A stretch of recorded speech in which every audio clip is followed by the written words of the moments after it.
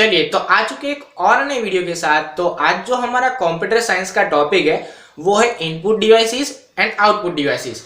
तो इसमें हम लोग देखने वाले हैं कि इनपुट डिवाइस किसे कहते हैं, आउटपुट डिवाइस किसे कहते हैं और उसमें कौन सा एग्जांपल आते हैं। मान लीजिए कि इनपुट डिवाइस में हो गया कि कीबोर्ड हो गया, माउस हो गया, ओके, स्कैनर हो गया। और आउटपुट डिवाइस की बात करें तो आउटपुट डिवाइस में हम लोग देखने वाले हैं कि अपना मॉनिटर हो गया, प्रिंटर हो गया। तो ऐसे कई सारे डिवाइसेस आते हैं, तो उसके एग्जांपल हम लोग देखने वाले हैं। तो चलिए वीडियो को शुरू कर लेते हैं।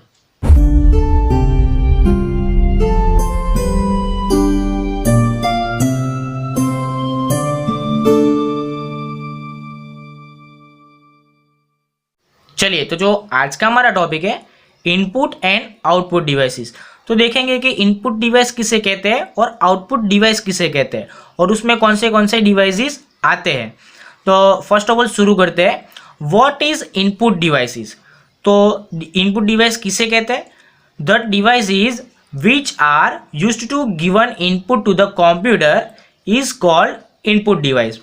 तो यहाँ पर जो भी हम लोग डाटा को इनपुट करवाते हैं कंप्यूटर में, उसमें जो हम इस्तेमाल करते हैं, जिसकी मदद से हम लोग उस कंप्यूटर में डेटा को इनपुट करवाते हैं, वो सारे डिवाइसेस को इनपुट डिवाइस कहा जाता है। जैसे कि हमारे कोई डॉक्यूमेंट्री फाइल बनाना है, उसमें हम लोग जो भी लिखते हैं तो वहाँ पर लिखने के लिए हम लोग कौन सा डिवाइस यूज़ करते हैं? कीबोर्ड का। ओके, तो कीबोर्ड हो गया, यो इनपुट डिवाइस हो गया, वो सारे वर्ड को इनपुट करवाने के लिए इस्तेमाल किया जाता है। तो ऐसे ही यहाँ पर सारे एग्जाम्पल मैंने लिखे हुए हैं। तो फर्स्ट लिखा है माउस, तो यहाँ पर कुछ रफ डायग्राम मैंने उसका बनाया है। तो ऐसे माउस दिखता है, उसमें लेफ्ट बटन होता है, स्क्रॉल बटन होता है और राइट बटन होता है।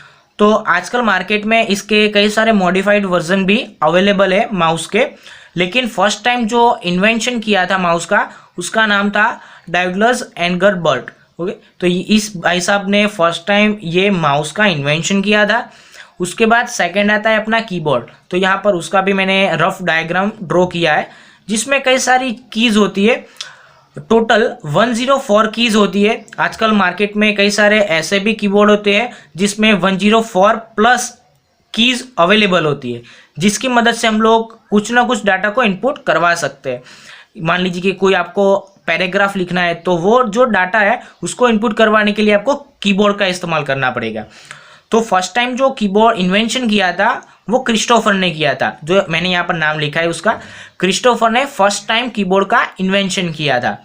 और उसके अलावा भी कई सारे इनपुट डिवाइसेस अवेलेबल है, जैसे कि स्कैनर है। तो स्कैनर की मदद से हम लोग कुछ भी फोटोग्राफ्स है या डॉक्यूमेंट्री है, उसको स्कैन करके डायरेक्टली डिजिटल फॉर्म में उस कंप्यूटर में इनपुट करवा सकते हैं। और उसके बाद लाइट पेन हो गया, तो डिजिटल साइन करने के लिए लाइट पेन का इस्तेमाल किया जाता है।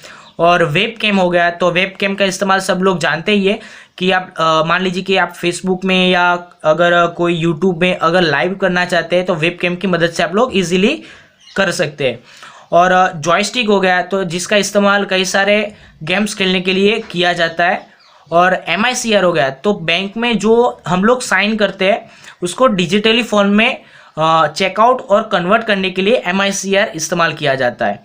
मैग्नेटिक इंक का वो स्कैन करता है। ओके, और उसके बाद BCR हो गया, तो बार कोड रीडर, यानी कि जो हम लोग घर में जो चीज़ें खरीद कर लाते हैं वो हम लोग कहीं ना कहीं बाजार से खरीदते हैं। बाजार में मान लीजिए आप कोई बड़ी दुकान से खरीदते हैं या मॉल से खरीदते हैं। तो मॉल में क्या होता है कि जो चीज़ें आप लोग खरीद रहे हैं उसका जो प्राइस है वो अपने हाथ से लिखते, अंदर वो अपना कीबोर्ड होता है उससे लिखकर वो इनपुट नहीं करवाते।